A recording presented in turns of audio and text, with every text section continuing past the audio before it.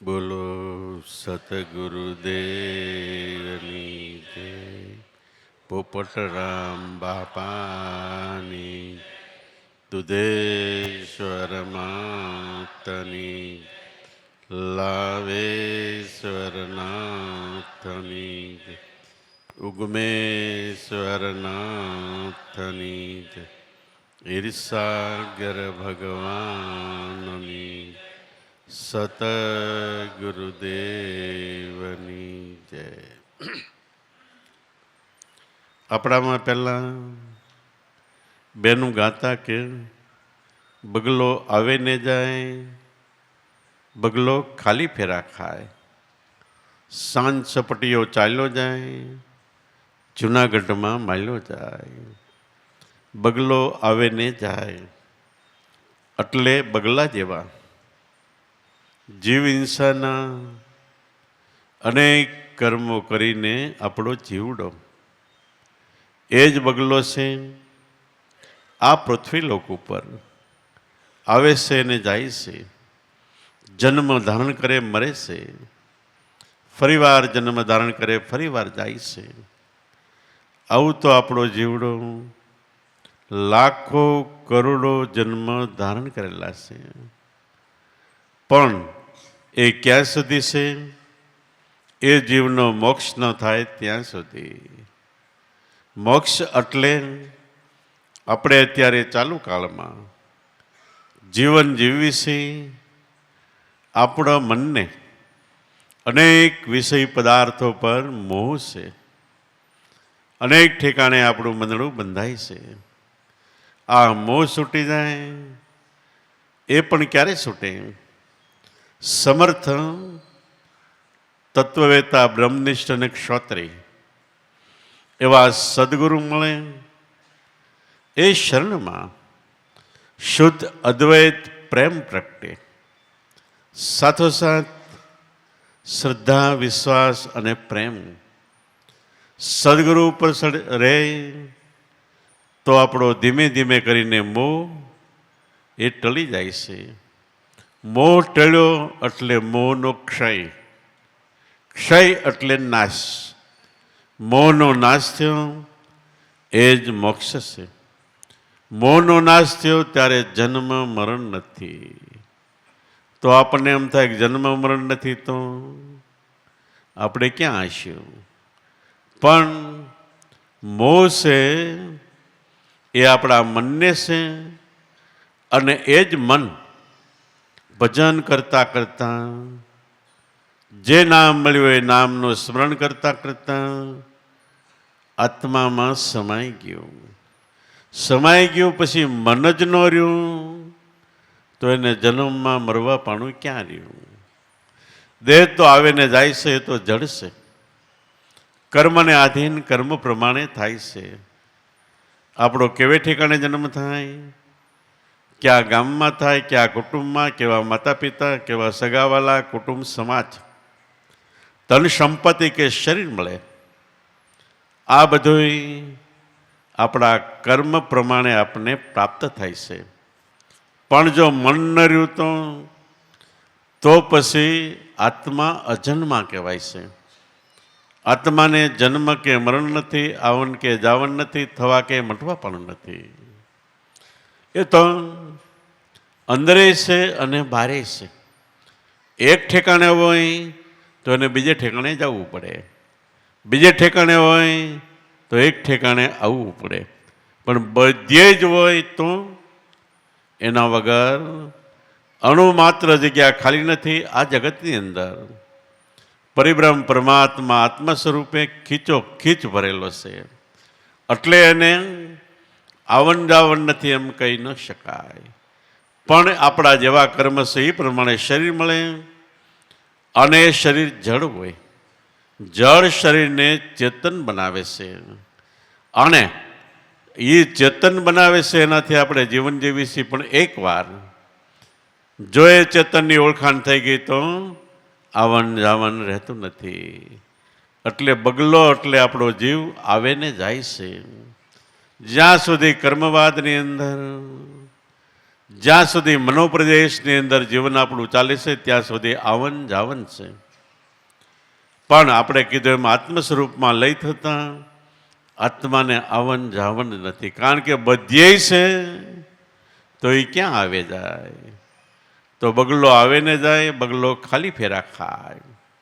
જો કમાઈ ન કરે, કમાઈ કઈ છે કે આપણી અંદર પરિબ્રહ્મ પરમાત્મા આત્મ સ્વરૂપે આપણા દેહમાં રહેલા છે. એનું એક નામ છે. એ નામને ઘણા મહાપુરુષોએ વચન કીધું, ઘણાએ મહામંત્ર કીધું, ઘણાએ સતનામ કીધું. અને રામચંદ્ર ભગવાનને ઉપદેશ આપતા વશિષ્ઠ મુનિ કે હે બાપ હે રામ, અજંપા નામ ગાયત્રી મુનિજનોના મોક્ષદાયિની યસ્યા સંકલ્પ માત્રેણ સર્વે પાપે વિમુચ્યતે. હે બાપ હે રામ, અજંપા નામની એક ગાયત્રી આપણા ઘટમાં ઓટોમેટિક મેળાય, સહજપણે ચાલી રહેલી છે. યસ્યા એટલે એનો એકવાર સંકલ્પ. કેવી રીતનો સંકલ્પ? કે દેહ ભાન ભૂલાઈને સંકલ્પ થાય તો આપણા કરેલા એક જન્મના નહીં, કરોડો જન્મ કર્મ સાફ થઈ જાય છે.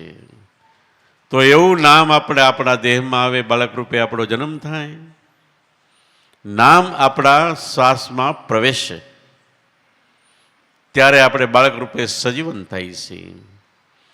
એ નામ શ્વાસમાં ચાલે છે તો પાછળ નામની આધારે શ્વાસ ચાલે છે. અને એ નામ નીકળી જાય એટલે નનામી નહીં નામ, મરણ થઈ ગયું. આ નામ સદગુરુ પાસેથી પ્રાપ્ત કરીને, ગમે ત્યાંથી નહીં.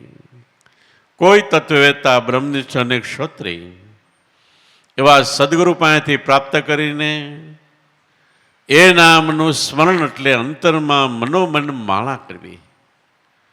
આનું નામ ભજન છે, આનું નામ ધ્યાન છે, આનું નામ સત્ય ભક્તિ છે.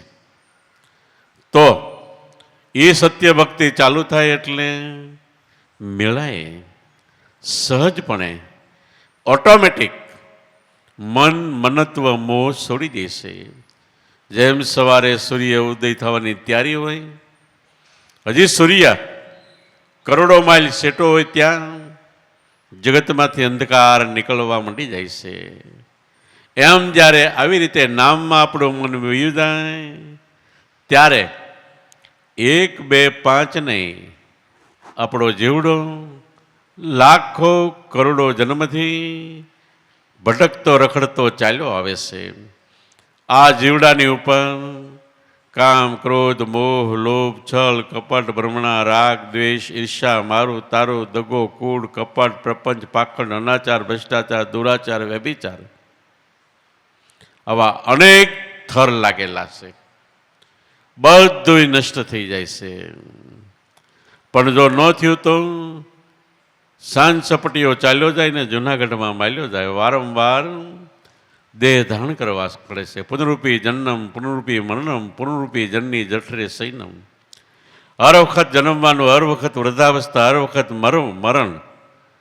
આવું તો જન્મો જન્મ થયું અને આ જન્મે પણ થાય છે કમાઈ વગરનું. એટલે મનુષ્ય અવતાર ફક્ત ને ફક્ત કમાઈ કરવા માટે મળ્યો છે. કમાઈ કઈ છે? સદગુરુએ આપેલ નામનું સ્મરણ એટલે માળા કરવી એ મૂળ કમાઈ છે. અને આ માળા જો યથાર્થ રીતે થાય તો જે આપણી સુરતા મન રૂપે બનીને ભટકે છે, રખડે છે, એ મટીને ભગવાનમાં સમાઈ જાય છે. આને જ કહેવાય છે સ્વયંવર. આપણા શાસ્ત્રોમાં ઘણી સતીઓના સ્વયંવરની કથાઓ આવે છે. 1, 2 કથા લઈ તો સીતા સ્વયંવર. સ્વયં એટલે જાતે, વર એટલે પતિ, પતિ એટલે પિયું, પરમેશ્વર ભગવાનને ગોતવું.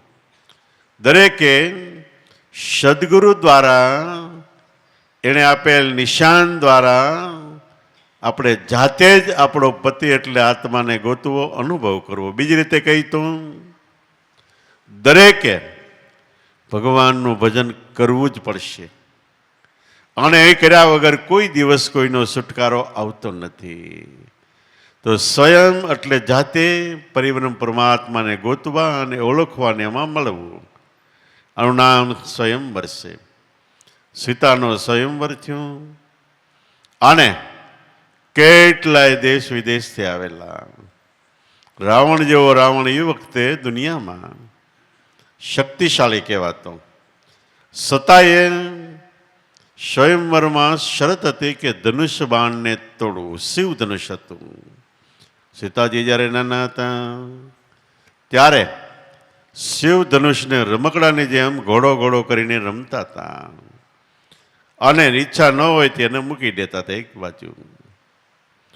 અને ઉંમરલાયક થતા એના બાપે જાહેર કર્યું કે મારી સીતાને વરવા માટે શરત એ છે કે આ શિવ ધનુષ પડ્યું છે, સીતા રમતા એને તોડે એને સીતા વરે. તો શિવ ધનુષ આપણે માટે સદગુરુએ આપેલું નામ છે. આ નામને તોડે એટલે એનો ફોડ પાડવો. નામ શું કહે છે? આપણે કહીએ સદગુરુ પરિબ્રહ્મ પરમાત્મા તમે ભગવાન છો. ત્યારે સદગુરુ કે વાત સાચી છે, આત્મા રૂપે હું ભગવાન છું અને આત્મા રૂપે તું પણ ભગવાન છો. આત્મ સ્વરૂપે ગીતાજીના સિદ્ધાંત પ્રમાણે દરેક મનુષ્યની અંદર ભગવાન આત્મા રૂપે છે, ને આત્મા છો પરમાત્મા એટલે ભગવાન છે.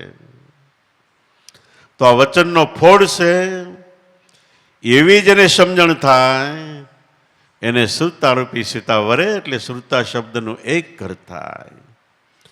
તો આ ફોડ આપણને આ નામ મળ્યું છે, ધનુષ્બાણ મળ્યું છે, પણ આપણે ભાંગી નથી શકતા. સમજીએ છે કે આમ ભાંગે, પણ આપણે એને માટે પ્રયાસ નથી કરતા. પ્રયાસ ક્યારે થાય કે હું પોતે આત્મા છું, આ ભાવમાં આપણું જીવન ચાલુ થાય તો શિવ ધનુષ તોડ્યું કહેવાય. એક મહાપુરુષે કીધું કે સોયના નાકામાંથી ગજરાજ પસર્યો, પૂછડે જાતા રહ્યો અટકાય. પાપ કેવું કર્યું પૂછડે એવું કોઈ પૂછે છે? એ ગપ્પી મારે તો ગપાય, ગપ્પી મારે ગપ્પા તો મૂર્ખ માની લે છે. તપાસ નથી આ તનનું એટલે ખરાણે ખોટું કહે છે. સોયના નાકામાંથી ગજરાજ એટલે હાથી નીકળી ગયો. આશ્ચર્યની વાત છે. પણ કેટલાય કર્મો, કેટલી પંથ પ્રણાલિકા, કેટલીય મુશ્કેલીઓમાંથી આપણે નીકળી ગયા, પણ છેલ્લું પૂછડું ગુરુગમ વચન છે. એ આવ્યું અહીંયા ઉભા રહી ગયા. ગુરુ મહારાજ ગુરુગમ વચનમાં એમ કહે છે કે તું પોતે આત્મા છો, ભગવાન છો, શબ્દ રૂપે, વચન રૂપે, આત્મા રૂપે. ન્યા આપણું મન ના પાડી દે એટલે પૂછડું અટકાઈ ગયું. તો જેનું જેનું મન ના પડે ત્યાં સુધી એ ખરેખર સાધના સાચી નથી કરી. રાવણ પાસે આ વસ્તુ હતી, ઋષિનો પુત્ર હતો, અને રામ પાસે પણ આ વસ્તુ હતી. પણ રામને નાનપણથી જ વશિષ્ઠ મુનિના આશ્રમે રહ્યા. વશિષ્ઠ મુનિએ પાઠ ભણાયો, હે બાપ હે રામ, તું દેહ નથી, તું ઇન્દ્રિયો નથી, તું એકે ગુણ નથી. ટૂંકમાં કહું તો સ્થૂળ સૂક્ષ્મ દેહ પણ એ તું નથી. ત્યારે તું કોણ છો? તું શુદ્ધ સ્વરૂપે, શુદ્ધ એટલે અતિ પવિત્ર સ્વરૂપે તું આત્મા છો. પાઠ ભણતા ભણતા રામને પાઠ નક્કી થયું. તઈ છેલ્લે વશિષ્ઠ મુનિ કે હે બાપ હે રામ, માતા પિતા અને ગુરુ ત્રણથી જગતમાં કોઈ મોટો દેવ નથી, અને તને જે ગાયત્રી એટલે મહામંત્ર વચન આપું છું, આનાથી જગતમાં કોઈ મોટો મંત્ર નથી. કહેતા ગયા મુનિ મહારાજ, ગુરુ મહારાજ અને રામને નક્કી થતી ગયું. શિવ ધનુષ અને ન્યાન્યા ભાંગી નાખ્યો એટલે ધનુષનો ગુરુ વચનનો ફોડ પડી ગયો. તો ફોડ પડી જાય એને શ્રુતા શબ્દનો એક કર થાય. બે જુદા છે ત્યાં સુધી વિયોગ છે. બે ભેગા થઈ જાય સુરતા અને શબ્દ એટલે આપણું મન ને આત્મા, તે કહેવાય છે યોગ. યોગ એટલે જિંદગીની નહીં, જન્માંતરોની સુંદર સત્ય ઊંચામાં ઊંચી પળ. અને એ પળ આવ્યા પછી બીજી કોઈ પળની જરૂર નથી રહેતી. તો આવો યોગ એ જ સીતા સ્વયંવર છે. એવી રીતે આપણે દ્રૌપદી સ્વયંવર પણ કહેવાય છે, જે અત્યારે થાન પ્રદેશ કહેવાય છે, તરણેતરનો મેળો કહેવાય છે. ત્યાં દ્રુપદ રાજા, એનો દેશ પંચાળ દેશ, દ્રૌપદીનું બીજું નામ પંચાળી હતું, એટલે એ દેશને પંચાળ દેશ કહેવાતો. દ્રુપદ રાજાને દ્રૌપદી વરવા માટે પહેલા ત્રિનેત્ર શિવની સ્થાપના કરી.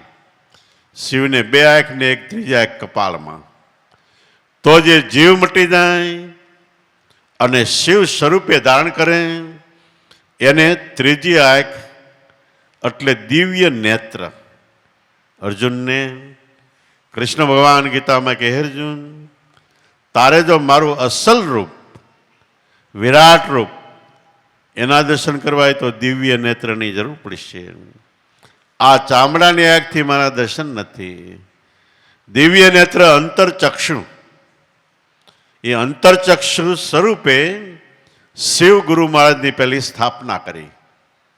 પ્રથમ નમો ગુરુદેવને પહેલી સ્થાપના થઈ, પછી દ્રૌપદીના સ્વયંવરની શરૂઆત કરી. કંકોત્રી લગી, દેશ વિદેશથી રાજા મહારાજા આવ્યા. એ વખતે પાંડવો ગુપ્તવાસમાં, એટલે 12 વર્ષની ઉપર 13મું વર્ષ ગુપ્તવાસમાં રહેવાનું હતું. જંગલમાં રહેતા હતા, કોઈ ઓળખે નથી એવી રીતે. એ પણ વાત સાંભળીને આવ્યા, વેશ પલટો કરીને આવ્યા. એ રહેતા હતા ધુમ્મર ઋષિને આશ્રમે. આવ્યા, સ્વયંવર ચાલુ થયો. દ્રુપદ રાજાએ શરત મૂકી કે મારી દ્રૌપદી રૂપ ગુણ અને શીલનો ભંડાર છે. દ્રૌપદી એટલે ભક્તિ. ભક્તિમાં સર્વે રૂપ આવી જાય છે. આપણે જેટલા દ્રશ્યો જોઈએ છે જગતના, બધા દ્રશ્યની અંદર એક અદ્રશ્ય પરિબ્રહ્મ પરમાત્મા ગાજે છે ને એની ઓળખાણ થઈ એટલે એને કહેવાય ભક્તિ. એમાં બધા દ્રશ્ય આવી જાય છે. ગુણ, બધાય ગુણ, બધાય સર્વોપરી સંસ્કારો. ગુણ અનેક છે, દયા, ગરીબી, બંદગી, સમતા, શીલ, સ્વભાવ. ઇતને લક્ષણ સંતન કે કહે કબીર વિચાર. આ બધાય ગૌણ ગુણ, સેવા, સત્સંગ, સ્મરણ, વિવેક, વિચાર, જ્ઞાન, વૈરાગ્ય, બધા ગુણ આવી જાય છે. ગુણ અને રૂપનો ભંડાર. રૂપ એટલે મોઢાનું રૂપ નહીં, પણ આત્મા એ અસલ સ્વ એટલે આપણું પોતાનું રૂપ છે. જોવા જેવો, જાણવા જેવો, અનુભવવા જેવો, આણવો માનવા જેવો હોય તો આપણો આત્મા છે. અને આપણા જ આત્માને આપણે ઓળખાણ થાય ત્યારે આપણને સંતોષ થાય. આપણે ઘણી વખત કહીએ છીએ, એક રાજાએ ઇનામ બહાર પાડ્યું કે મને ગમતું ચિત્ર, પિક્ચર ચિત્ર કોઈ દોરીને લાવશે, મને ગમી જાય તો સારું એવું રાજ્યનું ઇનામ આપીશ. ચિત્રકારો બહુ સારા સારા દ્રશ્યો, ચિત્રો દોરીને રાજા પાસે લાવે, રાજાને બતાવે. રાજા ના પાડે, વયો જાય બીજો ત્રીજો. 6 મહિનામાં પોતાના રાજ્યના ચિત્રકારો, આજુબાજુના રાજ્યના ચિત્રકારો કેટલાય ચિત્રો દોરીને લાવ્યા, પણ એકેયનું ચિત્ર પાસ ન થયું. ત્યારે 6 મહિના પછી એક ચિત્રકાર આવ્યો. ચિત્ર દોરેલું છે, માથે એક કપડું ઢાંકેલું. દરવાળીને કે મને રાજા પાસે જાવ. શા માટે? ચિત્ર બતાવે. કે તારી જેવા કેટલા? એ બીજા કે આ નહીં. કે જાઓ. રાજા પાસે કે નામદાર, તમને ગમે એવું ચિત્ર હું દોરીને લાવ્યો છું. રાજા કે જલ્દી બતાવી દે. કે આણે ચિત્ર રાજા સામું ધરીને પડદો ઊંચો કર્યો, ઉપરથી કપડું હટાવ્યું. રાજા ઊભો થઈ ગયો. એ ચિત્ર શું હતું? અરીસો હતું. અરીસામાં રાજાને પોતાનું મુખ જોવામાં આવ્યું, પોતાનું મોઢું જોવામાં આવ્યું, એમાં કોઈ ખોટું કે ખરાબ કે ગમી ગયું. એવી રીતે એકવાર આપણા મન રાજાને પોતાનું ચિત્ર પોતે જેમાંથી પ્રગટ થયો છે એ ચિત્ર એ જોહે આત્મ સ્વરૂપનું, એટલે આ ચિત્ર એને ગમી જાહે. બીજા જગતના ગમે એટલા ચિત્ર આપશો, ગમે એટલા દ્રશ્ય આપશો, મન ક્યાંય જાજી વાર ઊભું નહીં રહે. ખાવાના, પીવાના, હરવાના, ફરવાના, મોજ શોખના કરોડો રૂપિયાના ડગલા મૂકશો તોય કોઈ ઠેકાણે મન ઊભું નહીં રહે. 2, 5, 10 સેકન્ડ થાય મન ઠેકડો મારીને બીજે વહી જાહે. પણ મનનું એક સૂક્ષ્મ મન જેના છેડા ડાયરેક્ટ આત્મા સાથે છે, એ ચિત્ર એના હાથમાં આવશે ત્યારે મન ઊભું રહે. બીજા બધા ચિત્ર દોરી દોરીને લાવ્યા હતા, એટલે ઘાટ ઘડી ઘડીને લાવ્યા હતા. જ્યારે આ ચિત્રકાર લાવ્યો હતો એ ઘાટ ઘડીને નહીં, એમને લાવ્યો હતો. તો પરિબ્રહ્મ પરમાત્મા ઘાટ ઘડાયેલો નથી, અઘાટ પુરુષ છે. આકારમાં નથી, નિરાકારમાં છે. અરીસો આઈનો એના ઉપર જે મોઢું દેખાય, અરીસા ઉપર કોઈ ચિત્ર, કોઈ આકાર નથી, નિરાકાર છે. એવી રીતે આપણું સ્વરૂપ છે, આપણા અંતરમાં એને કોઈ આકાર નથી, છતાં એમાં પ્રચંડ જોરદાર સર્વોપરી શક્તિ છે, નિરાકાર. આપણે ઘરે વાયર ચાલ્યો જતો હોય, વાયરમાં વાયર દેખાય પણ અંદર કરંટ આવેલો જાય નથી દેખાતો, એ છે નિરાકાર. છતાંય વાયરમાં શક્તિ નથી, કરંટમાં શક્તિ છે. જો કરંટને આપણે હાથ અડાડી તો આપણે ફેંકી પણ દે. એવી રીતે આ જગતમાં વાયુ વાય છે, પવન વાય છે. હવે પવન દેખાતો નથી, છતાંય એ વાવા માંડી જાય, 200 કિલોમીટરની ઝડપે વાય તો કેટલોય નાશ ધનોત્પનોત કરે. પણ એ યાદ રાખો, આપણા શાસ્ત્રોમાં લખ્યું છે કે જ્યારે જગતનો નાશ કરવો છે ત્યારે પરિબ્રહ્મ પરમાત્મા કા વરસાદને છૂટો મૂકશે, કા અગ્નિને છૂટો મૂકશે, અને કા પવનને. એ ત્રણેય મહારુદ્ર છે. રુદ્ર એટલે શિવ, પણ ત્રણેય આ મહારુદ્ર છે. એ જ્યારે તાંડવ નૃત્ય કરશે ત્યારે આખી પૃથ્વીને સાફ કરી નાખશે. તો એવી રીતે ખરેખર નિરાકાર આપણો આત્મા છે. રૂપ, ગુણ, સંસ્કાર જે કાંઈ કહ્યું બધું આપણા સ્વરૂપ, આપણા આત્મામાં પડેલું છે. એમાં પ્રચંડ શક્તિ છે, પણ નિરાકાર છે એટલે આપણા હાથમાં આવતો નથી. તો એ ક્યારે આવે? આકાર રૂપે આખું જગત છે, એ આકારમાંથી આપણું જગતમાંથી મન ખેંચાઈ જાય. આકાર રૂપે આપણો દેહ છે, એમાંય દેહ ભાવ મટી જાય તો એ નિરાકારમાં આપણે જઈ શકીએ છીએ. તો કે મારી દ્રૌપદી એટલે સત્ય ભક્તિ સર્વોપરી સર્વ સ્વરૂપે ઊંચામાં ઊંચી મૂળ વસ્તુ છે. શરત એ છે કે આ પાણીનો કુંડ ભર્યો છે. દ્રુપદ રાજા કે કુંડની વચ્ચે થાંભલો છે. થાંભલો, એમાં થાંભલાની વચ્ચે 2 ત્રાજવા છે. ટોચ ઉપર એક માછલી છે. આ માછલી સ્વયં એટલે જાતે ચક્કર ચક્કર ફરે છે. માછલીને 2 આંખ છે. 2 આંખ એનું પ્રતિબિંબ એટલે પડસાયો પાણીમાં પડે છે. કોઈ આ કુંડમાં ધબકો મારી, આ થાંભલે ચડી, 2 પલ્લામાં પગ રાખી પાણીમાં માછલીનું પ્રતિબિંબ પડે, જ્યાં નજર રાખીને ઉપર માછલી વિંધે, ડાબી આંખ એને દ્રૌપદી વરે. તે દ્રૌપદીને જોઈને વરવાનું ગણાય ને મન થયું. પણ પાણીમાં પડે ને ઢબ ઢબ કરતા કરતા હજી થાંભલે ન પૂગે કેટલાય પાછા વળી જાય. પાણી એટલે આપણા જળ બુંદનો દેહ રચાણો છે. આમાં પડવાનું. દ્રૌપદી એટલે ભક્તિને ભરવાનું. આમાં પડીને થોડેક આગળ કાલે તો હતાશ થઈ, નિરાશ થઈને યોગ મૂકી દે. કોક શ્વાસોશ્વાસના થાંભલે પહોંચી જાય. એ જ ભજન આપણને બતાવ્યું છે. અને એમાં ચડતા ચડતા અડધે જાય જ્યાં શ્વાસોશ્વાસનું એકવાર એક ઘર થાય છે, જેને કબીર સાહેબ કે ધ્યાન મધ્યસ્યો ધરના આસન અમર્યો કરના. એ થાંભલામાં વચ્ચોવચ ઊભું રહેવાનું. બે તાજવાના પલ્લા છે. હવે અર્જુન પડ્યો અને થાંભલે પણ સડી ગયો. આ યોગ અર્જુન જ્યારે વનમાં ગયા હતા તે અર્જુન એકલો સ્વર્ગમાં ગયો હતો અને ઇન્દ્ર પાસે ગયો હતો ત્યારે આ યોગ ભણ્યો હતો. તો ખરેખર આપણે આપણા સ્વર્ગ સ્વરૂપમાં જઈ નામમાં જઈ તો આ યોગ ભણવામાં આવે છે. થાંભલે સડીને બે ત્રાજવા શ્વાસોશ્વાસના. થાંભલો પકડીને એક ત્રાજવા માથે પગ મૂકવો જાય બીજું ઊંચું થઈ જાય.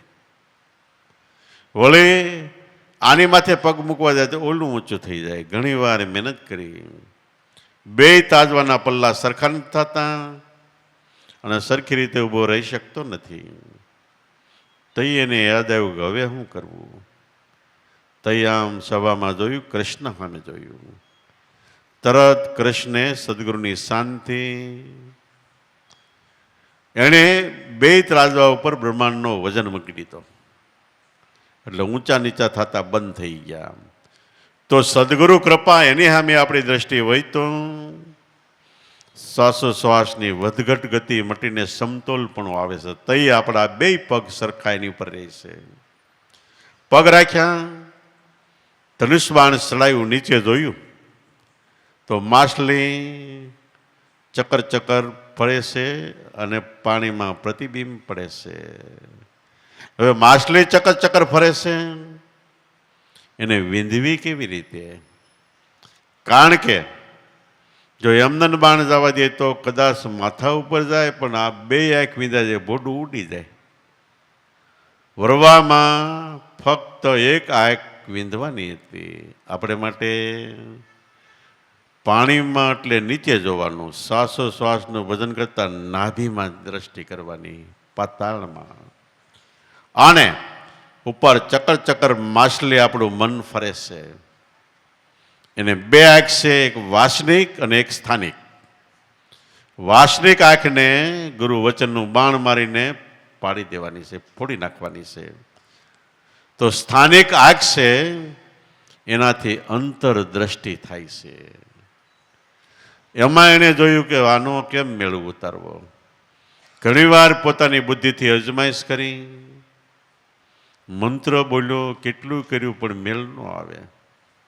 વળી પાછું કૃષ્ણ સામે જોયું તો એ કૃષ્ણે બ્રહ્માંડનો પવન રૂંધી નાખ્યો, ઊભો રાખી દીધો.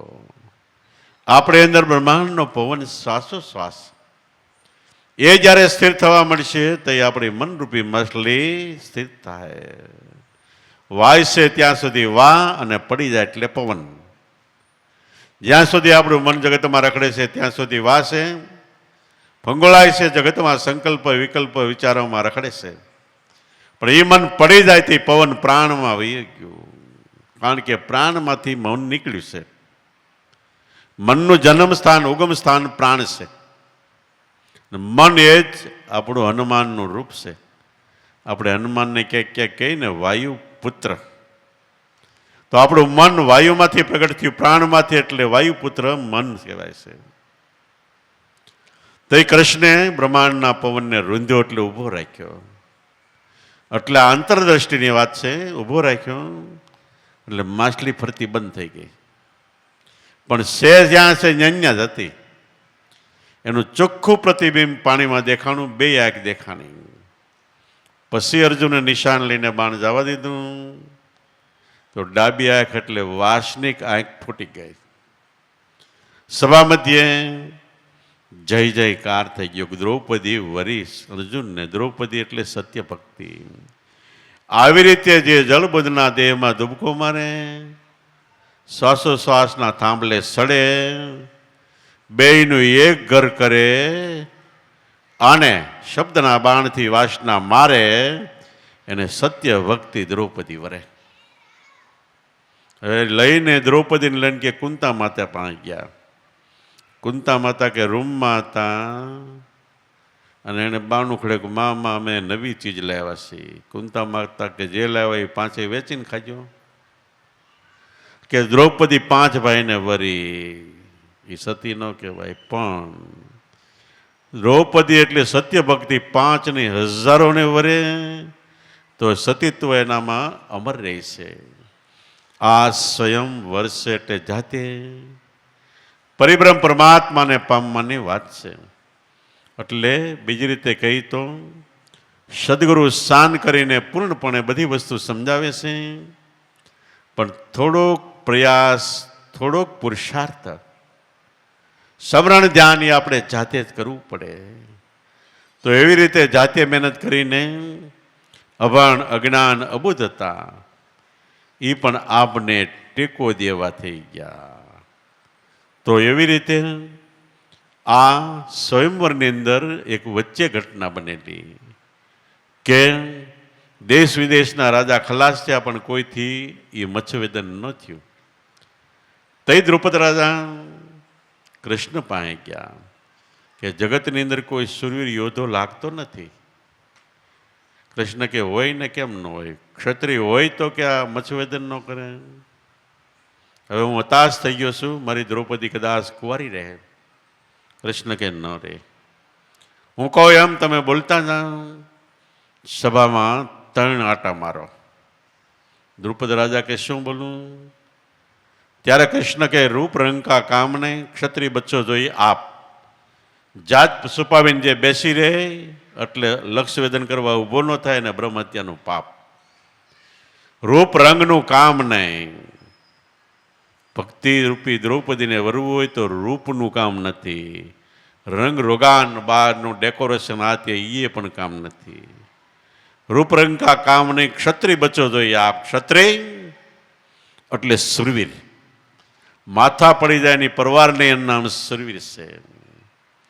અને જે માથું પડી જાય ને ધડ લડે એ સાચા સુરવીર છે, એનો વિજય પ્રાપ્ત થાય છે. પણ માથું પડી જાય કોઈને ન ગમે. હાઈવે રોડ ઉપર એક ખાંભો ખોડેલો છે. ખાંભા ઉપર લખેલું છે કે આ ખાંભાની નીચે અઢળક પુષ્કળ દ્રવ્ય એટલે સોનામરનો ખજાનો છે. પણ આ સોનામર કોને પ્રાપ્ત થાય? પોતાનું માથું મૂકે એને પ્રાપ્ત થાય. વટે માર્ગો હાલ્યા જાય છે, વાંચતા જાય છે, વાંચીને નક્કી કરે કે માથું પડી જાય અને પછી દ્રવ્ય મળે તો એ શું કામનું? ગોલણ ગાડા ભરે. એમ કરતા કરતા સાંજ થવા આવી. એક ભાઈ નીકળ્યો, એણે વાંચ્યું. એ કે ભલે મારું માથું પડી જાય પણ બીજાને કામ આવી છે ને કે. એટલે માથું મૂકવા માટે તૈયાર થયું. તા ખાંભો ઉછળીને આગો પડી ગયો. એમ જે પોતાના અંદર ગમે તે ભોગે સત્ય ભક્તિ પ્રાપ્ત કરવા માટે જે કરવું પડે, માથું દેવું પડે તો તૈયાર થઈ જાય. એને અવિદ્યાનો ખાંભો ઉડીને આગો પડી જાય. નીચે અઢળક દ્રવ્ય અનુભવનો ખજાનો પ્રગટે છે. એવી રીતે રૂપ રંગનું કામ નહીં, ક્ષત્રિય બસો જોઈ આપ. ભક્તિ કરવામાં જેમ રણ મેદાનમાં ડોસિયું ન હાલે, ન્યા સુરવીર હાલે, એમ ભક્તિ કરવામાં મનથી જે સુરવીર હોય, કાયર નહીં, મનથી જે સુરવીર, મનથી જે મૂકવાનું આવે, જે કરવાનું આવે બધું કરી શકે એ સુરવીર. એ સુરવીરનું કામ ક્ષત્રિય બસો જોઈ આપ. પોતે ક્ષત્રિય હોય એ આ કામ કરી શકે. રૂપરંગા કામ નહીં, ક્ષત્રિય બસો જોઈ આપ. જાત છુપાવીને બેસી રહે. મોટો કોયડો થાય જાત એટલે. પણ આપણે ખરેખર આપણી જાત, હું આત્મા છું. આપણે આપણી જાતને કણબી, બ્રાહ્મણ, કોળી ગમે રીતે ઓળખાવીએ આપણે, પણ એ તો દેહની કર્મની જાતિ છે. પણ મનુષ્ય માત્રની એક જ જાતિ છે, પોતાનો હું આત્મા છું. એ અનુભવ, એ વાત આવી હાથમાં આવી અને છુપાઈને પછી એમાં બેઠો રહે, ભજન ન કરે તો એને બ્રહ્મહત્યાનું પાપ. એક આટો મારીને દ્રુપદ રાજા પાછા ઠેકાણા આવ્યા. મીંડા ટાટિયા ધ્રુજવા કે આ કેમ થાય? હવે કૃષ્ણ કે હાલ ઉપર બીજો આટો માર. બીજો આટો માર્યો. પહેલો આટો મારતા હતા તો અર્જુન પાંચ નીકળ્યા. અર્જુનને ગાંડી ધનુષ ઉપર હાથ મૂક્યો કે આગળ ઉપાડું જાઓ. મોટા ભાઈ યુધિષ્ઠિર કે બે જશે મનો. બીજો આટો ચાલુ થતા થતા અર્જુન પાંચથી નીકળ્યા અને બોલ્યા કે રૂપરંકા કામને ક્ષત્રિય બસો જોઈ આપ. જાત છુપાવીને બેસી રહ્યા ને બ્રહ્મ હત્યાનું પાપ. વળી ગાંડી ધનુષ ઉપર હાથ મૂક્યો. વળી મોટાભાઈ ધર્મરાજા કે બેસી જા. બીજા પાંડવો ભાઈઓ વિચાર કરે છે કે આમ કેમ કે ના, આનામાં શક્તિ છે અને આમ કેમ ના પાડે છે. બે ફેરા પછી તો દ્રુપદ રાજા હતાશ થઈ ગયા. કૃષ્ણને કે હવે હું એક જ ફેરો રહ્યો કે એ કે મુંજામાં જવા દે તમ તારે કે. ત્રીજો ફેરો હાલતા હાલતા અર્જુન પાસે નીકળ્યા. વળી બોલ્યા કે રૂપરંકા કામને ક્ષત્રિય બચ્ચો જોઈ આપ. જાત છુપાવીને બેસી રહીને બ્રહ્મ હત્યાનું પાપ. અર્જુને ગાંડી માથે હાથ મૂક્યો, ગાંડી ધનુષ માથે, અને સીધું કૃષ્ણ સામે જોયું. બેયની દ્રષ્ટિ એક થઈ એટલે કૃષ્ણ કે ઊભો થા. આપણે લક્ષ્ય વેદન કરવામાં સીધું જ આત્મ સ્વરૂપમાં ધ્યાન કરો. કોઈ ઠેકાણે નહીં, સીધું આત્મ સ્વરૂપનું ધ્યાન કરો એટલે એની આજ્ઞા ઓટોમેટિક થાય. એમાં આપણે અગાઉ કીધું પ્રચંડ જોરદાર શક્તિ છે. એ શક્તિથી તમારે જે લક્ષ્ય વેદન કરવું છે, જે પ્રાપ્ત કરવું, જે જાણવું, જોવું, અનુભવવું બધું પ્રાપ્ત થાય. પણ જો વચ્ચે બીજું કંઈ પ્રાપ્ત કર્યું તો કર્મનો ભોગવટો આવશે. તો આવી રીતે કૃષ્ણ દ્રષ્ટિ એટલે સદગુરુ દ્રષ્ટિ. સદગુરુ દ્રષ્ટિથી આપણે માટે જગતમાં કોઈ વસ્તુ અશક્ય નથી. અને સદગુરુ જો સમજાય તો ગોવિંદથી ગુરુ અધિક છે. કારણ કે 10 અવતાર એ ગોવિંદ ભગવાનના અવતાર કહેવાય. એ 10 અવતાર શાસ્ત્રો વાંચો તો 10 અવતાર સદગુરુ કા શેલા, સદગુરુ ફરતા આપ અકેલા. એટલે ટેલવા ભગત કે ગોવિંદથી ગુરુ અધિક છે, પ્રગટ વેદ પ્રકાશા. ટેલવો કે હું નથી કહેતો, વેદ કે છે, શાસ્ત્રો કે, પુરાણો, રામાયણ, મહાભારત, ભાગવત ગીતા, જેટલા મહાપુરુષો આદિ અનાદિ સિદ્ધ થયા બધાય સદગુરુ વગર કોઈ સિદ્ધ નથી થયા. પ્રગટ વેદ પ્રકાશા. કૃષ્ણને રૂક્ષ્મણી રથે જોતા દેખો ઋષિ દુર્વાસા. કૃષ્ણ ભગવાન મૂળ પુરુષ કહેવાતા, પૂર્ણ પુરુષોત્તમ કહેવાતા. છતાંય ગુરુ મહારાજ આવતા હતા તો રથ બનાવીને ગુરુ મહારાજ એમાં પધરાવીને સીમાડેથી બે માણા બળદની જેમ જૂતીને ઘેરે લાવ્યા. 104 પૂજન વિધિ કરીને એને એનો આશીર્વાદ મેળવ્યો. તો ગોવિંદથી ગુરુ અધિક છે, પ્રગટ વેદ પ્રકાશા. કૃષ્ણને રૂક્ષ્મણી રથે જોતા દેખો ઋષિ દુર્વાસા. આટલું બધું થતું હોય તો હે મારા મન કરી લે દ્રઢ વિશ્વાસા. આપણા મનને સમજાવો કે પરિબ્રહ્મ પરમાત્મા જેવા મહાપુરુષો પણ ગુરુ શરણે ગયા અને એણે કીધું કે તું ભગવાન છો, તે કે જગતમાં ભગવાન રૂપે પ્રખ્યાત થયા. તો આપણને સદગુરુ મળ્યા તો આપણું મન અહીંયા કેમ બધી મિની ઠેકામણી રમીને બીજે જાય? આપણા મનને આપણે સમજાવો. વળી બીજી વાત કે રખે ભરોસા ગાય ભેંસો કા ઉનકી કરે બરદાશા. નહીં ભરોસા ગુરુ ગોવિંદ કા કેશા અજબ તવાસા. મન કરી લે દ્રઢ વિશ્વાસા. સદગુરુ હે સાચા, હે સાચા, હે સાચા, હે સાચા. ગાય ભેંસનો ભરોસો હોય, નો દોવા દે કા માનતા કરે. કા કે આને ડબલ ખાણ આપો 2 વખત, પરાઓને મૂકીને ક્યાં જાહે કે એનો ભરોસો છે. અને સદગુરુ પરિબ્રહ્મ પરમાત્મા કે ભગવાનનો ભરોસો નથી. કેવો અજબ તમાશો. અને ગાય ભેંસ ખવાઈ ગઈ હોય તો ગોતવા માટે બેસાર ગામના આપણે સીમાડા ખૂંદી વળી. ભગવાનને ગોતવા માટે એટલે પ્રયાસ કર્યો ક્યારે? રખે ભરોસા ગાય ભેંસો કા. આપણામાં હરજીવન બાપા તરગરીમાં થયા. એ 2-3 મહિના હાથવો કરીને એ કાચા લોટનો અને એમાં ગળને નાખીને એ લઈ જઈને એ ખાતા અને ફરતા. સારું મંદિર કે કોઈ મહાત્મા ભાળે એની આગળ બેસતા, વાતચીત કરે, સત્સંગ કરે. પછી એમ લાગે કાંઈ ભગવાન નહીં મળે એટલે વ્યા જાય, કાંઈ કહે નહીં. એમ કરતાં કરતાં કેટલાય વર્ષના પ્રયાસને અંતે એક નેપાળી સ્ત્રી મળી. કેટલાય વર્ષનું એનું આયુષ્ય હતું અને એમાં થોડુંક એનું મન બેઠું એટલે અર્જુન બાપા કે મને ખરેખર દિવ્ય વસ્તુ, દિવ્ય ધ્યાન પરખાવ. નેપાળી સ્ત્રી કે હવે મારે નેપાળમાં આવી જવાનું છે અને મારો દેહ પડી જવાનો છે, પણ એની પહેલાં તને હું થોડુંક કહું છું કે તું તારા શ્વાસમાં ધ્યાન આપજે અને તને પછી સદગુરુ મળી જાય. કે અર્જુન બાપા એ મહામંત્ર હોય એવી રીતે રાતને દિવસ શ્વાસમાં ધ્યાન આપ્યું તો શબ્દનો નાદ પણ અંતરથી આવ્યો અને પછી પુંજારામ બાપા જેવા સમર્થ પુરુષ મળ્યા. તો કહેવાનો સાર એ છે કે પોતે ઈશ્વર ગોતવા માટે કેટલી મહેનત કરી. તો ગીતામાં કૃષ્ણ ભગવાન કે કોઈ પણનો પુરુષાર્થ ક્યારેય એળે જતો નથી. જે મહેનત કરી હોય એ મહેનતનું ફળ, એ કર્મનું ફળ કર્મ પાકે ત્યારે વહેલા મોડું મળે છે. કર્મ પાકે ક્યારે એ કહી ન શકાય. આ જિંદગીમાં પાકે ને કોઈ બીજા જન્મમાં પણ પાકે, પણ નિષ્ફળ કોઈ વસ્તુ જાતી નથી. તો રખે ભરોસા ગાય ભેંસો કા ઉનકી કરે બરદાશા, નહીં ભરોસા ગુરુ ગોવિંદ કા कैसा अजब तमाशा, मन કરી લે દ્રઢ વિશ્વાસા, સદગુરુ હે સાચા હે સાચા હે સાચા હે સાચા. બોલે કે નરસિંહ મહેતાના નજરે જોયા પરસા 25-50, તોય નાગરી નાથને નક્કી ન થયું દુભાવા હરી ગયા દાસા.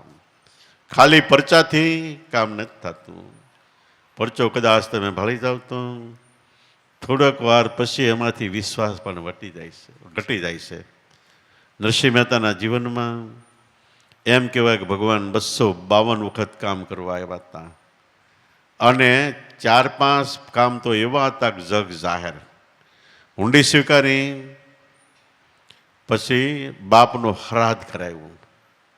કાંઈ ઘરમાં નહોતું, આખી નાગરનાથ જાણતી હતી અને હોનાની થાળીમાં જમાડ્યા. સતાય નક્કી ન થયું, ન થાય તો કોઈ દી ગમે એમ તૂટી જાવ તોય ન થાય, હથેળીમાં ભગવાન બતાવે તોય ન થાય. અને તોય કોઈને એમ ન થયું કે આ ભગવાન સિવાય કોઈ આ કામ ન કરી શકે. ખાઈને પાછા સોરે જઈને ચકલી સોરે જઈને મીંડા પંચાયત કરવા, મારા બેટે કોકને પાડ્યો લાગે છે, કે કોક શેઠિયાને પાડ્યો લાગે છે, એમ ન કીધું ભગવાને કામ કર્યું. કુંવરબાઈનું મામેરું પૂર્યું. એ વખતમાં 99,99,999 પૈનું મામેરું પૂર્યું. ત્યાર પછી નાગરીનાથમાં મામેરું બંધ. આપણે હિન્દુ સમાજમાં બધીએ મામેરા હાલે, પણ નાગરીનાથમાં નહીં. નરસિંહ મહેતાએ આડું બંધ પાડી દીધો. મામેરું પૂરતા તને કેટલી ખૂબી. જે વડસાસુએ લખાયું હતું એ કુંવર લઈને મહેતાજી પાસે, મહેતાજી કે લઈ આ બધું આવી જાય, વહી જાય કરે, કે ખિસ્સામાં નાખી દીધો કાગળિયો. હવે કાગળિયો ખિસ્સામાં છે અને ભગવાન મામેરું પૂરવા આવ્યા ત્યારે ઘડીક વાર તો કસોટી થઈ.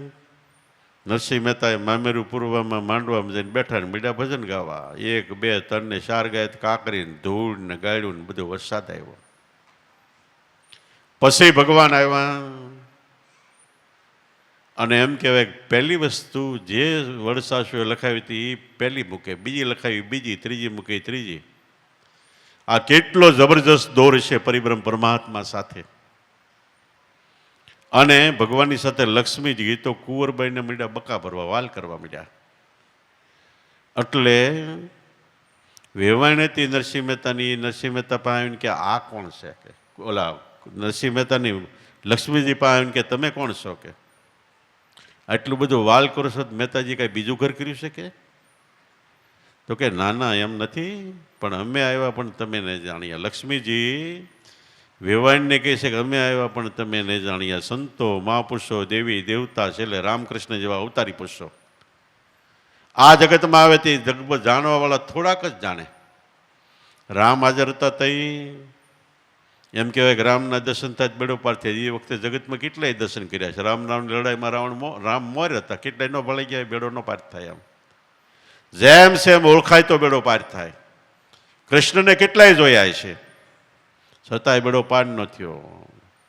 પણ કૃષ્ણને કૃષ્ણ સ્વરૂપે ઓળખવાવાળા 5 પાંડવો, ઉદ્ધવ, અક્રૂર, વિદુર, દ્રૌપદી, કુંતાજી, ગોપીઓ એટલા જ હતા. રામને ઓળખવાવાળા નળ, નીલ, અગંધ, વિભીષણ, સબરી, શલ્યા, અહલ્યા, ભરત, શત્રુઘ્ન, સીતાજી અને હનુમાન એટલા હતા. બીજા બધા કહેતા નટકટ છે ને, રાજકારણી છે ને, નાચનો મોટો માણસ છે ને, આવો છે ને, તેવો છે ને, નોખે નોખરી કોઈ ઓળખતા હતા. અને નરસિંહ મહેતા એના 252 કામ થયા તો જુનાગઢ સોડાયું બધા ભેગા થઈને, ન ઓળખાણા. જલારામને છેલ્લે સુધી ઓળખ્યા જ નહીં. છેલ્લે હું હાવ છેલ્લે ન ઓળખ્યા. જલારામ જેની દુકાને બેહતા હતા એને કોકે એને કીધું, તું તારી દુકાને ઓલો બેસે ને ભગવાન મળ્યા કે. ઓલો કે એમ? તો કે હા. તે જલારામ આવીને બેઠા, વાતચીત કરતા કરતા ઓલો કહેલા ત્યાં લગી મારી સૂપું રાખ્યું. જલારામ કે શું રાખ્યું? તો કે તને ભગવાન મળે એ વાત હશે. હું તો કે કેમ કીધું નહીં કે. તઈ જલારામ કે તમારી દુકાનમાં કોઈ વસ્તુ લેવા આવે ને કે તે તમે આપો છો ને? તો કે હા. તો અમારી દુકાનમાં જે છે કોઈ કે માગે તો અપાય, નગર ન અપાય કે. તો કે હવે જ કહું છું ને. તો કે આપે. કે તારે ઓલાએ કીધું કે તમે સ્વર્ગમાં જાઓ ને વિમાન લઈને આવો ને તે મને બેહારતા જજો કે. જલારામ કે હું તો આવે ને તને બેહારે તારી પા આવે પણ તને નક્કી નહીં થાય કે અમે વાણિયા ભાઈ અમે નક્કી કરી લઈએ. છેલ્લે જલારામને જવાની તૈયારી થઈ અને જોયું તો ઓલો શેઠ નમળે બારગામ ગયો. કે જલારામ એ શેઠ બે બારગામથી ગામ તરફ આવતા હતા. ત્યાં સામે ઘોડા ગાડી લઈને મળ્યા. ઘોડા ગાડી એ એવી ટરડા જેવી, વાકી સૂકી અને ઘોડું એવું ટાવડો. મળ્યા ને રામ રામ કર્યા, ઊભા રહ્યા, વાતચીત કરી. પછી કે જો સ્વર્ગમાંથી વિમાન લઈને આવ્યો છે ને તું આમાં બેસી જા. જલારામ કે બોલે કે પણ તારે આ ઘોડા ગાડું વિમાન કે મીડિયો મસ્કરી કરવા. 2-3 વખત કીધું. પછી જલારામ બાપા કે તો જવા દે. ઓલો શેઠ આમ ગામ તરફ આવ્યો, વીરપુર તરફ. જલારામ બાપા આમ ગયા ઘોડા ગાડી લઈને. ઘડીક થઈને પાછું વાળું જોયું તો ઘોડા ગાડી જલારામ કે કાંઈ ન મળે. તો એ ઓલાના પેટમાં ફાળ પડી. હજી કે ગામ તો જાઓ. ગામને પાદર ગયો તો શે બળે. તો એ કોકને પૂછ્યું કે આ કોણ ગામમાં પાછું થયું? કે તારા તને ખબર નહીં, તારા ઘરની વાત છે. જલારામ બાપા આવી ગયા કે. તો એ ઓલાને ખબર પડી કે આ વિમાન લઈને આવ્યા હતા. એમ તેડવા આવે નક્કી ન થાય તો ન થાય, ગમે એમ થાય તો ન થાય.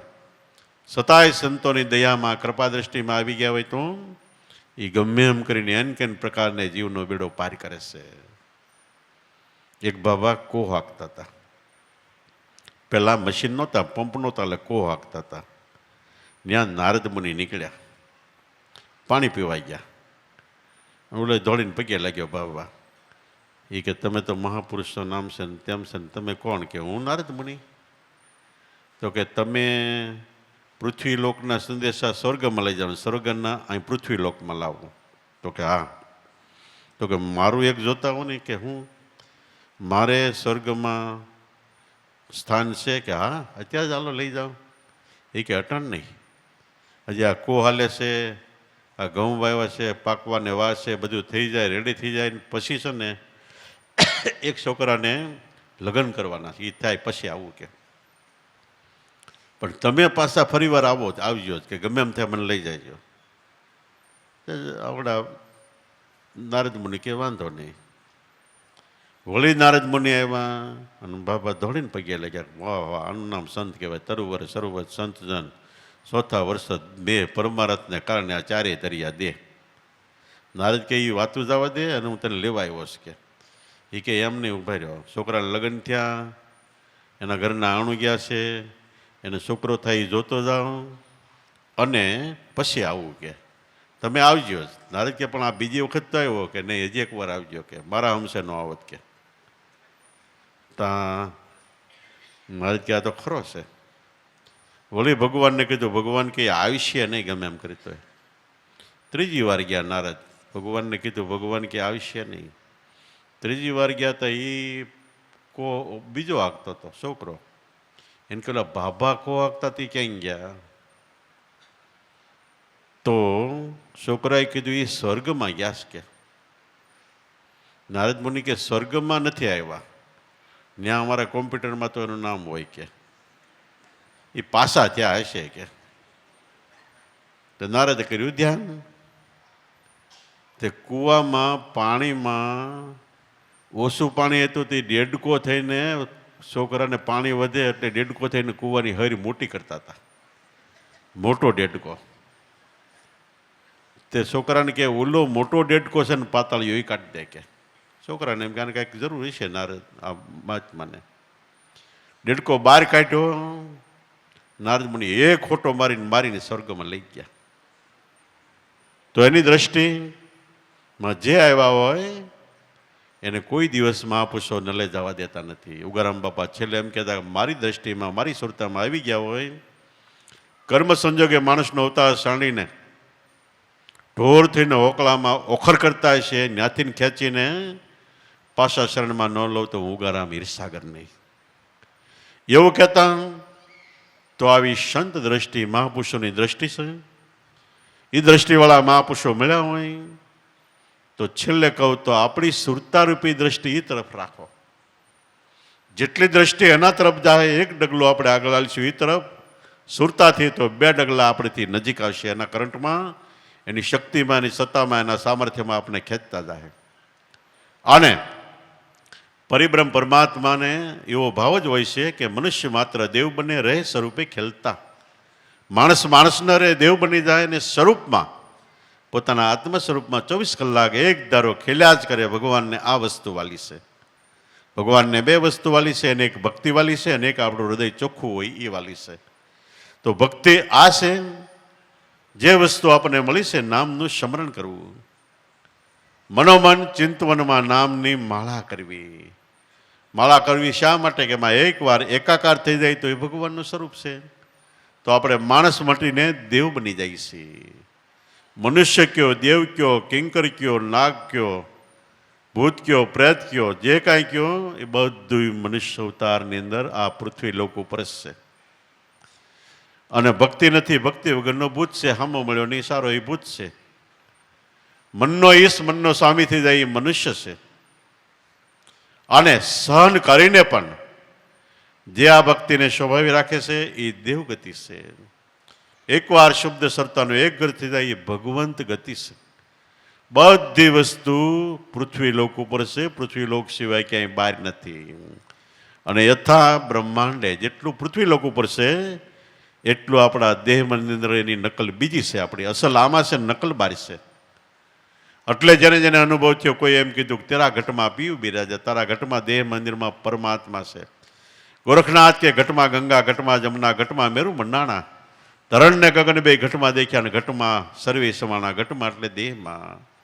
કોઈ એમ કીધું ઘટમાં ઠાકર, ઘટમાં પૂજા, ઘટમાં ખોરનો હાર વસે, ઘટમાં આરતી બાજે અહોનિશ, કોઈ સુરતીએ શબ્દ શબ્દ છૂટે. તો આ બધો અનુભવ થાય છે.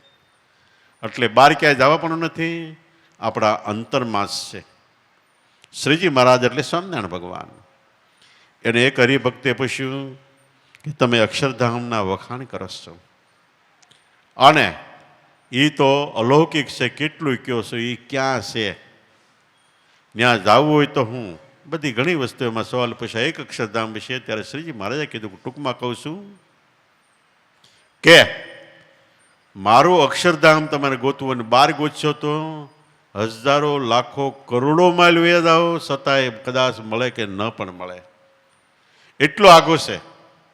એ ક્યું કર્મની અંદર 12 ગમે એટલું ગોતશો તો ગમે એટલી મહેનત જન્માંતરો વયા જાય તો એ નહીં પ્રાપ્ત થાય.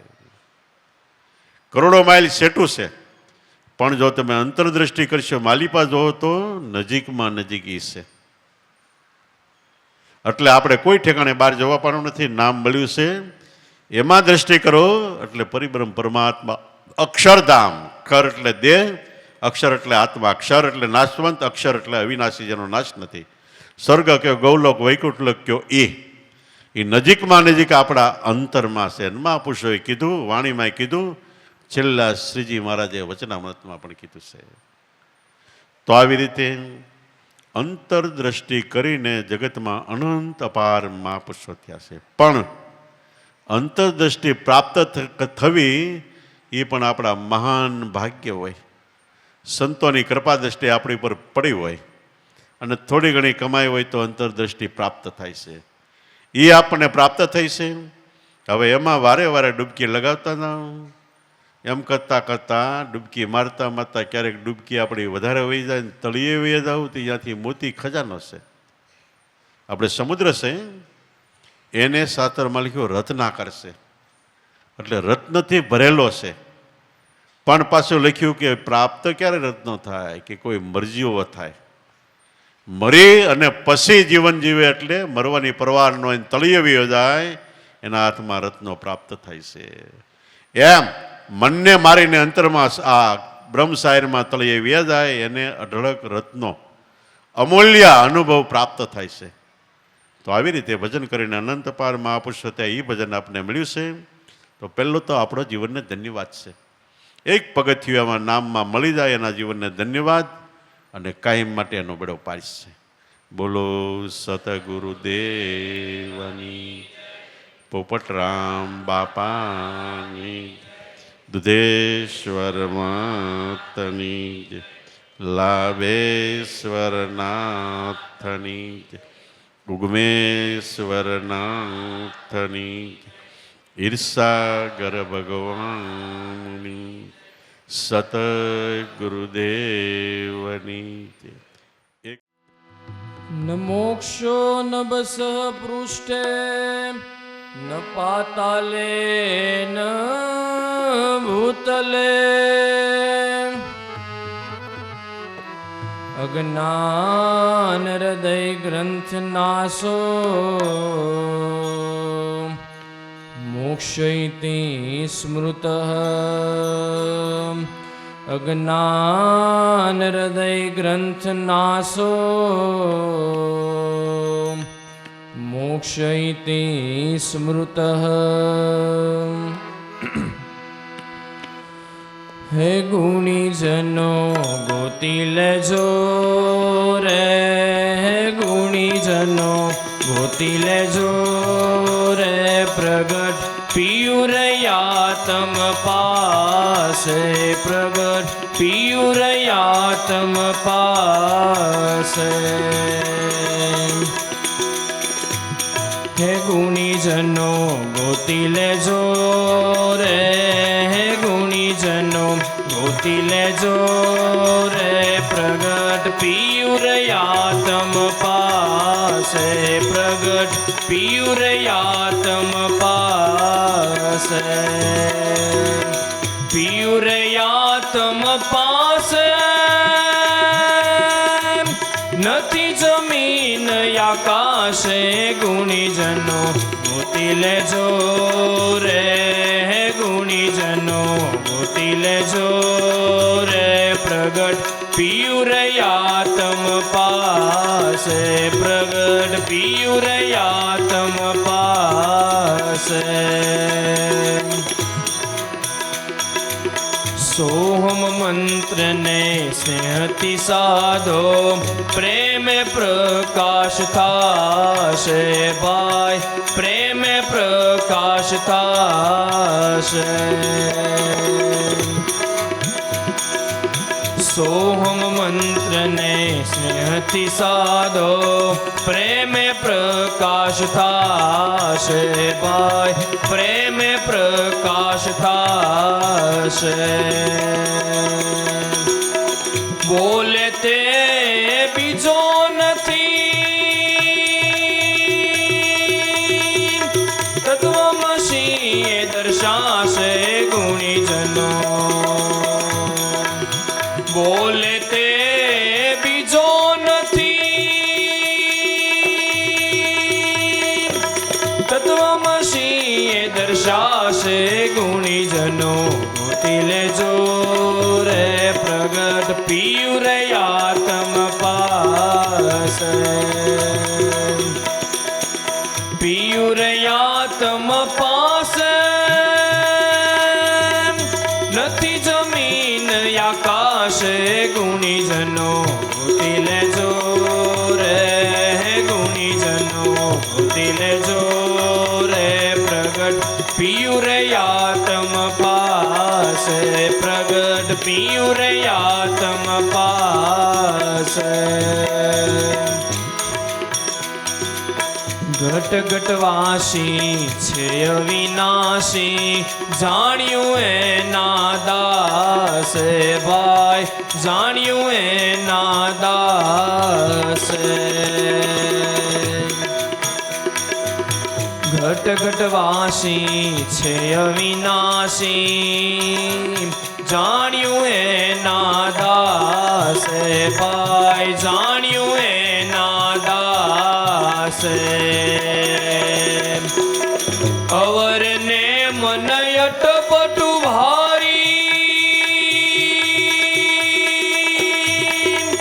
જળ ચર જળમાં છે ગુણીજનો અવર ને મન અટપટુ ભારી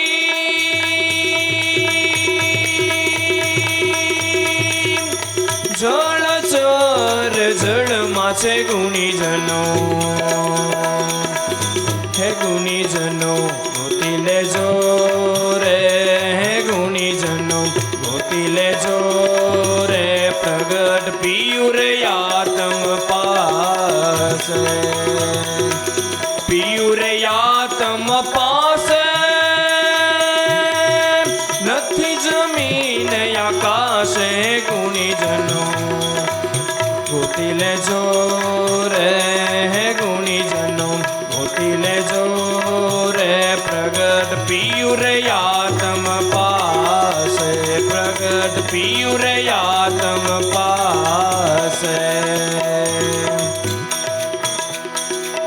ભાષણમાં જેમ રહે અગ્નિ લોખંડથી જણાશે ભાઈ લોખંડથી જણાશે ભાષણમાં જેમ રહે અગ્નિ લોખંડથી જણાશે ભાઈ લોખંડથી જણાશે સેવક સેવ્યની જ્ઞાન ગિરાથી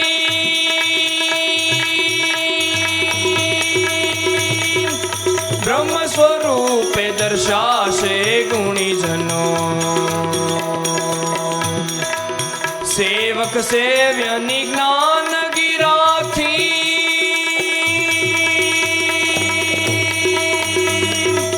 બ્રહ્મ સ્વરૂપે દર્શાશે ગુણીજનો ગોતી લેજો રે પ્રગટ પિયું રે આત્મ પાસે પ્રગટ પિયું રે આત્મ પાસે જો મળવું હોય મેરામ સાથે ગુણ ગુરુ ના ગવાશે ભાઈ ગુણ ગુરુ ના ગવાશે જો મળવું હોય મેરામ સાથે ગુણ ગુરુ ના ગવાશે ભાઈ ગુણ ગુરુ ના ગવાશે મામદ કહે મતે મમત્વ મનથી સાચું જણાશે ગુણીજનો મામદ કહે મતે મમત્વ મનથી સાચું જણાશે ગુણીજનો ગોતી લેજો રે પ્રગટ પિયું રે આત્મ પાસે પિયું રે આત્મ પાસે નથી જમીન આકાશે ગુણીજનો ગોતી લેજો રે હે ગુણીજનો ગોતી લેજો રે પ્રગટ પિયું રે આત્મ પાસે પ્રગટ પિયું રે આત્મ પાસે